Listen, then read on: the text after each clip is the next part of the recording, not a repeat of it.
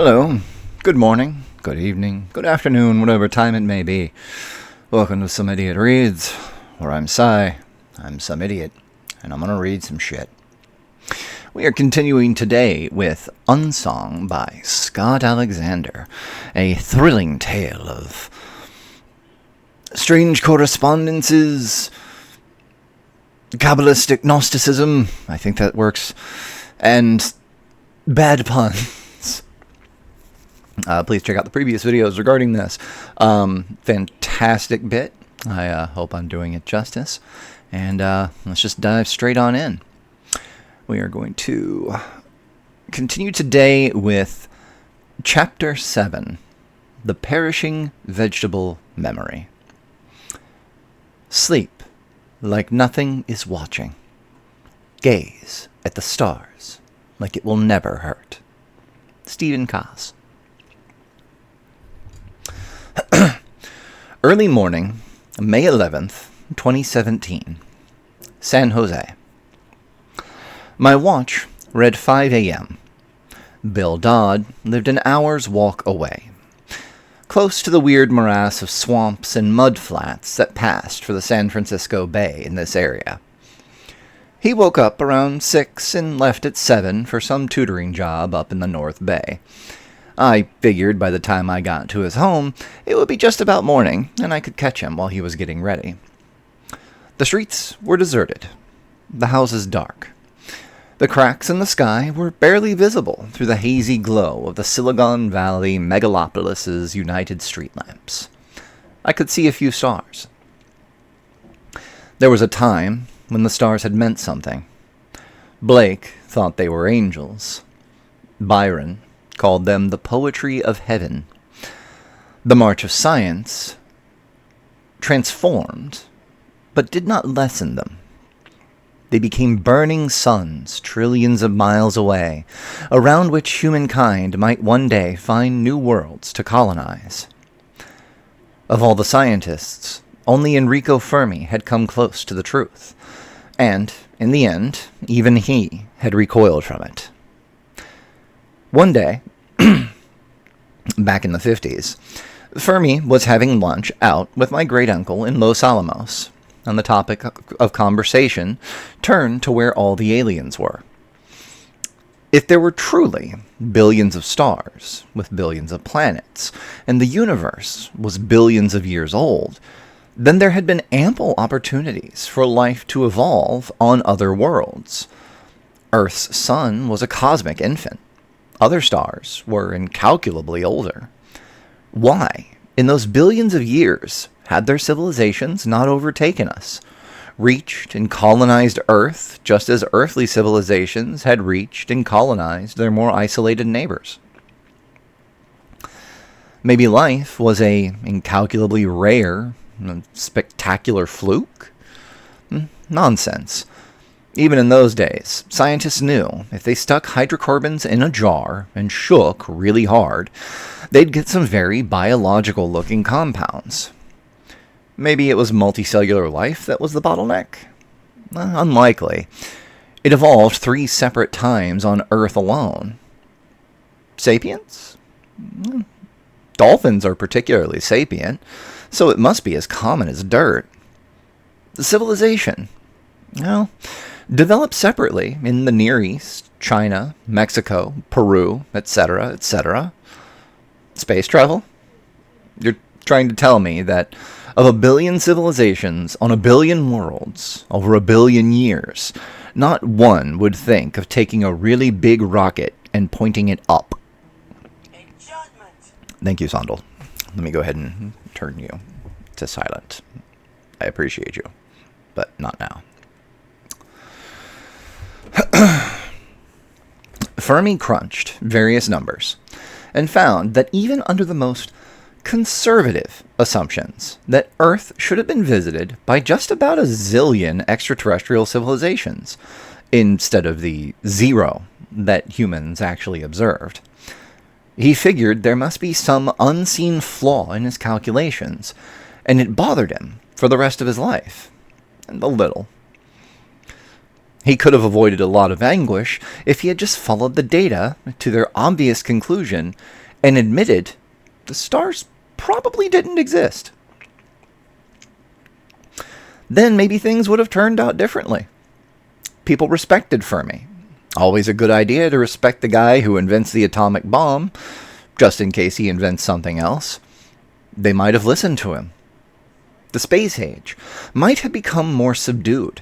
They might have wondered whether whatever was up there, whatever wanted people to think there were stars and was powerful enough to enforce the illusion, might best be left alone. But humans can't leave well enough alone. So we got into the space race, tried to send Apollo 8 to the moon, crashed into the crystal sphere surrounding the world, and broke a huge celestial machine belonging to the archangel Uriel that bound reality by mathematical laws. It turned out keeping reality bound by mathematical laws was a useful hack for preventing the devil from existing. Break the machinery, and along with the names of God and placebomancy and other nice things, we got the devil back. We'd flailed around like headless chickens for a while, until the Comet King had come along and tried to organize a coordinated response. Now we were back to the headless chicken thing. A car sped down the street, the way people speed at 5 a.m. when they know no one is around to stand in their way. The way assholes speed when they don't care how much noise they make on a residential street when people are trying to sleep. I stepped out of the way just in time. In a way, we were lucky. Reality was still mostly law-bound, because Uriel was burning through his reserves of mystical energy to keep the celestial machine working. You can still run a car on internal combustion, if for some reason you don't trust the motive name. You can still usually use electronics to run a computer, as long as you don't overdo it, and Uriel isn't having one of his periodic fits. But once there had been a time when we had looked up at the stars and thought, yeah, we'll go there someday. That dream was dead. Not just because there were no stars, but because the idea that science could do anything, that it was this genie humankind could command and turn to our most fantastic whims, was gone. If we were lucky, we could keep the power grid and internet running, but the thought of building our way into a chrome and plasma future of limitless possibility had passed away sometime during the 70s. Now, we just looked for useful names of God and hoped Uriel kept science from failing too spectacularly until we got ourselves killed by something else. It was getting light by the time I reached the apartment, and a half-dressed Bill let me in. The, "What are you doing up so early and in my house?" was so obvious it could be left unspoken. So it was. "Hey, Bill," I said, plopping myself down on the couch. It was probably some kind of faux pas, but in my defense, I'd been walking an hour. "Anna and I were wondering if we could borrow your gaming computer." He raised an eyebrow. "We've got this really interesting search function going on," I said, trying to match the fractal patterns in the Song of Songs to paleoclimate data. I know it's a little weird, but we've actually got some good preliminary results, and I think we'd be able to finish in a couple of days if we had some more processing power. And you keep talking about how impressive your new Mac is, so I was hoping... "Why would the Song of Songs have fractal patterns?" Bill asked me. I had forgotten the most important thing about Bill, which was that he liked to think he was smarter than anybody else, and would pretend to know more than you about everything. Problem is, I was making all up myself, so on the off chance he did know something, it was going to very quickly become clear that I didn't. "It's the Song of Songs," I said. "Of course it has fractal patterns. In fact," I decided to go for broke, "I think there may be multiple levels of patterns in there. Songs of songs of songs." not what the Song of Songs means, Dodd objected. Hebrew uses of as an intensifier, like King of Kings or Holy of Holies. But consider, I said, the words of Rabbi Ezra Tzon, who said, and then I started speaking Aramaic. Around 200 BC, the Aramaic language started catching on in Israel, and most people switched from Biblical Hebrew to the new tongue. Some people started praying in Aramaic, or trying to translate the Torah. The rabbis, who wanted to protect the sacred language at all costs, waged a passionate campaign against Aramaic penetrating into the liturgy. And, in the midst of their zeal, they might have kind of told the populace that they had to pray in Hebrew because the angels don't understand Aramaic. Some people wrote this down, one thing led to another, and it became part of the Talmud. Have I mentioned the Talmud is kind of crazy? Anyway, a couple centuries later, the Romans destroyed Jerusalem. The Jews are scattered to the 70 nations of the world, and now they're speaking all of these foreign languages like Yiddish and Arabic and Ladino. They don't know a word of Hebrew, but they still want to pray. The rabbis want to let them, but there's this old rule standing in the way, saying that you should pray in Hebrew because the angels don't understand Aramaic. So the rabbis declare that actually the angels understand every language except Aramaic. This actually happened. And everyone thought it was a joke, but then the sky shattered and we met the angels, and by golly, they spoke every language from Albanian to Zulu, but Aramaic was nonsense to them. They couldn't learn it no matter how hard they tried. It was some kind of fixed mental blind spot. Why did the rabbis' weird ad hoc decision so perfectly correspond to reality? I don't know. Nothing is ever a coincidence. But perhaps there are things humans were not meant to know. And when people started asking the angels, was Jesus the Son of God? Was he the Messiah? The angels answered, darned if we know. We couldn't understand a word he was saying. One night, Anna and I were thinking thoughts at each other, gossiping about Bill, actually, since he'd just made a hilariously ill-fated attempt to seduce Erica. And Anna started feeling guilty because gossiping was a sin. I asked how anyone would find out that we were gossiping when we're doing it telepathically, and there were no other telepaths in the world. Some said the Comet King had been able to read minds, but he was dead. And she said we didn't know anything about Kabbalistic marriage. Maybe the angels could listen in on us or something. Which was a pretty reasonable concern. Somebody had added that section to the Bible, the one in John that Anna had taken Scab Mom out of, and angels sounded like the sort of entities who had the power to edit the Bible. For all we knew, heaven was wiretapping our private channel. So, we decided to learn Aramaic, so that we could gossip as much as we wanted, and angels couldn't listen in. Neither of us was very good at it yet, but that didn't matter, because I was saying the practice sentences from Aramaic Made Easy, a beginner's guide. The dog is in the house, I told Dodd in the cadences of first century Judea. The dog is big and brown. Simeon is going to the synagogue. The dog is not going to the synagogue. Bill Dodd watched me intently as I spoke, wrinkles forming on his face. He had only two choices: accept what I had said as accurate, or admit he didn't understand Aramaic and therefore did not know everything. I could see the wheels turning in his mind. Rabbi Tzon was a very wise man, he finally told me. Then he went to his room and handed me his gaming laptop. If anything happens to that, he said as I stuffed it into my backpack, I will hunt you down and kill you. I nodded and made my escape before he changed his mind. When I made it back to Ithaca, I couldn't resist stopping off in Anna's room to check if Sarah had come up with any more names in my absence.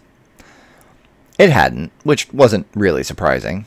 2 in so short a time was a huge fluke. But my presence there at least had the effect of waking Anna up. She rubbed her eyes, griped at me for waking her, then, her tiredness melting away before the excitement of the occasion, told me to insole Bill's computer already. I took the sleek MacBook out of my backpack, plugged it into the outlet, fired it up. I installed lull. I disabled the internet connections, not wanting to risk anything automatically updating and letting Bill know what we were doing. Then, I spoke the vital name. Rosal Kafiliton. I'm screwing it up. Mirakoi, Kalanemi, Tshana, Kai Kai, Efsander, Galizdo, Tahun, I began. Then, meh, meh, meh, meh, meh, meh. Yeah, it was 6 meh. Nothing happened. There's no way to tell if a computer has a soul or not. But when you use a name, especially a strong name like this one, the warmth shoots through you. For a brief moment, you feel the divine's power. It's not just nothing. It's how people learn they discovered a name in the first place. It's the thing whose computer equivalent lull is programmed to notice in order to detect hits. It was a thing I was definitely not feeling right now.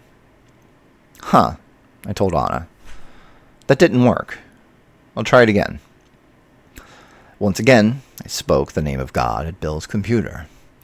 Rosal, Kafileton, Mirakoi, Kalanemi, Tshana, Kai Kai, Efsander, Galizdo, Tahun, and so on. Meh, meh, meh, meh, meh, meh. Once again, nothing. Maybe you made a mistake, Anna suggested. I had not made a mistake. This will require a certain level of explanation. The vital name was 58 letters long. How did I remember a 58-letter name, let alone remember it so clearly that there was no chance of getting it wrong? The answer was that I was a mnemonist, and a really good one. Consider. A Roman legionnaire is sitting around, shining a lantern into the darkness. One suddenly appears, namely Kim Jong-un, who is overhead on a giant flying lantern. The legionnaire calls for help, and who should arrive but a Tyrannosaurus Rex, nibbling on a magazine, which he keeps in his mouth, and he dispatches the dictator easily. The Roman is so grateful for the T-Rex's help that he knights him on the spot, declaring him Sir Tyrannosaurus. But he doesn't have a sword for the ceremony, so he squirts ketchup all over him instead. Abraham Lincoln, who is also in the area, comes by to celebrate. He is a fast friend of the Tyrannosaurus, as he shares the dinosaur's quirk of nibbling on magazines. And now you have 14 letters. I'm a mnemonist. My hobby is memory. I study very complex systems for remembering long strings of meaningless information. The mnemonists talk about how you can remember entire decks of cards in sequence, or 100-digit numbers after a single reading. But those are smokescreens. The real reason people become mnemonists, is to remember names.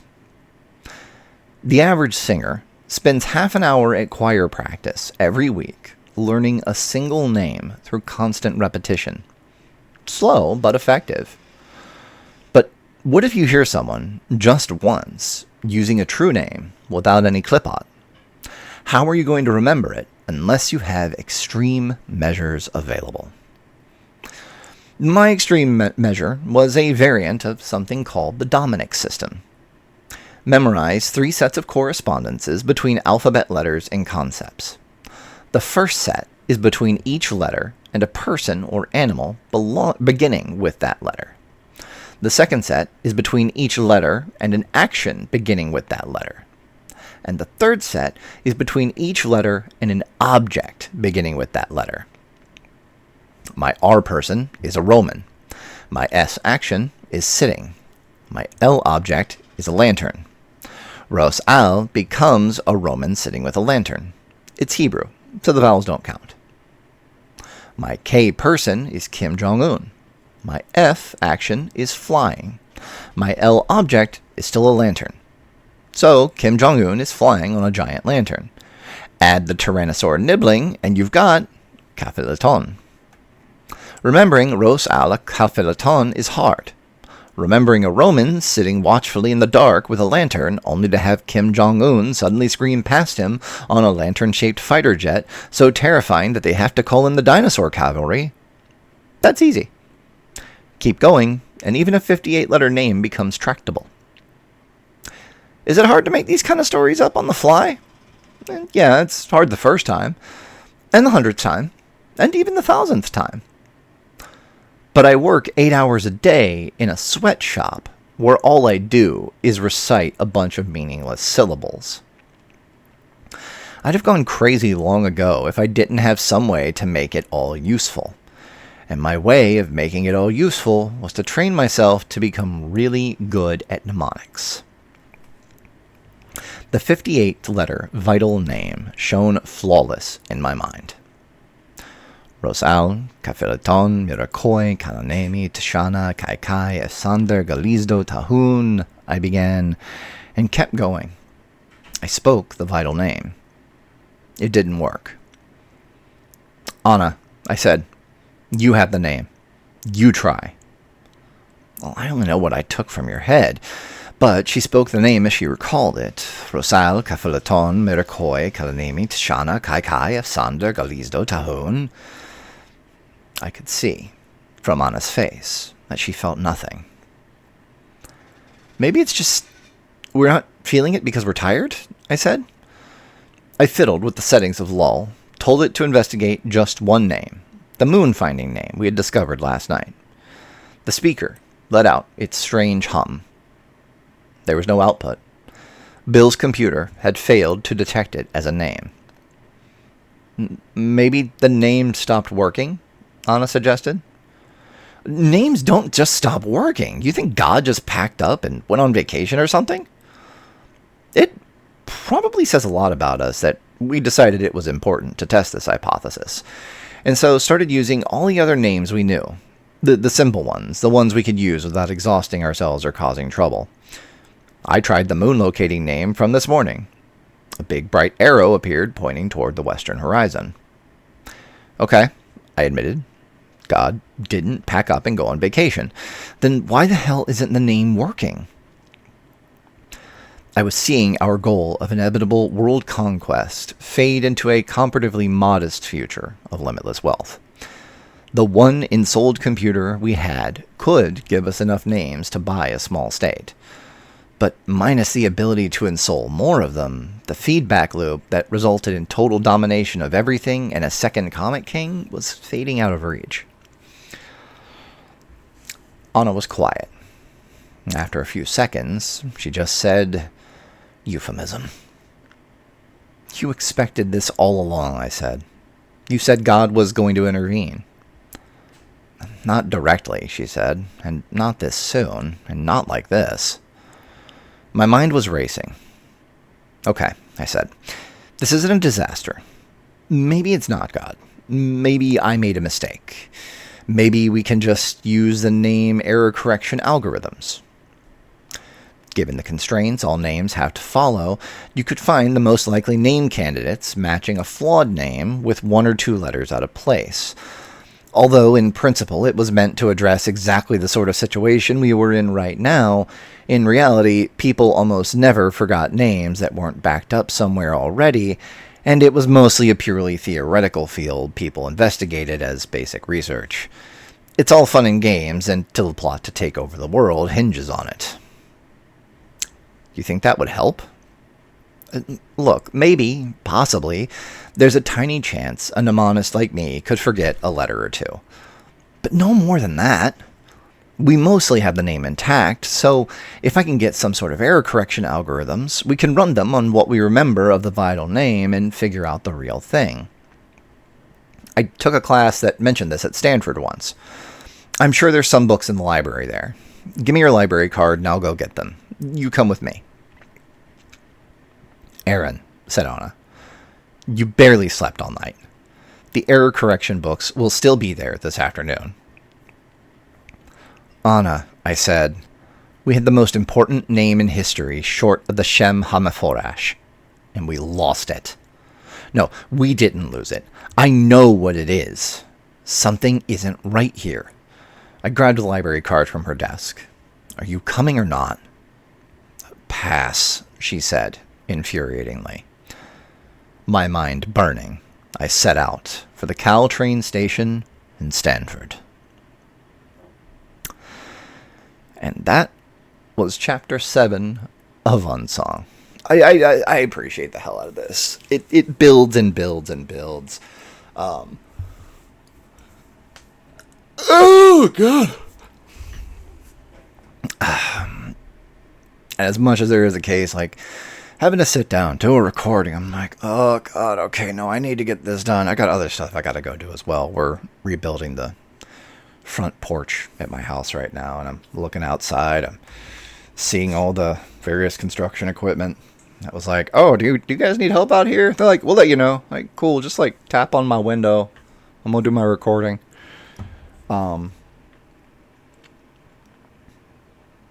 Distracted for a moment there. But I have no idea where I was going with any of this. Hi, how's it going? I hope you enjoyed this reading. I really hope that you've enjoyed it. Unsong, at least at the moment, has not gotten a whole lot of views, but I'm not reading this one for other people's views. I'm reading this one because I do enjoy it. So, if you enjoy it as well, check it out. I got a playlist for this one. Also going to throw on out there, unrelated to Unsong, but another major fixture of the Some Idiot Reads has been going through the Dispatches from Appalachia by Coyote Wallace. Make sure you also check those out. I've got those broken out into their own separate playlist as well. I have links to his Medium and Ko-Fi in each of those videos. Oh. And also make sure and check out his publisher, Nightmare Press. They put out a lot of the eldritch and the weird and the fascinatingly cool bits of fiction. Coyote has a book published through Nightmare Press, American Mystic, The Life, Death, and Rebirth of Jimmy Wonderful. Check that out on Amazon. And also we'll have another one coming out here in the near future. The cover was just revealed by Nightmare Press. Sarah Corbin's Bloody Revenge. So that's in the pipe. Anyway, I'm going to go ahead, call this one here, and get this uploaded, and then go get to work on the porch. Yeah, that's all I got. Deuces.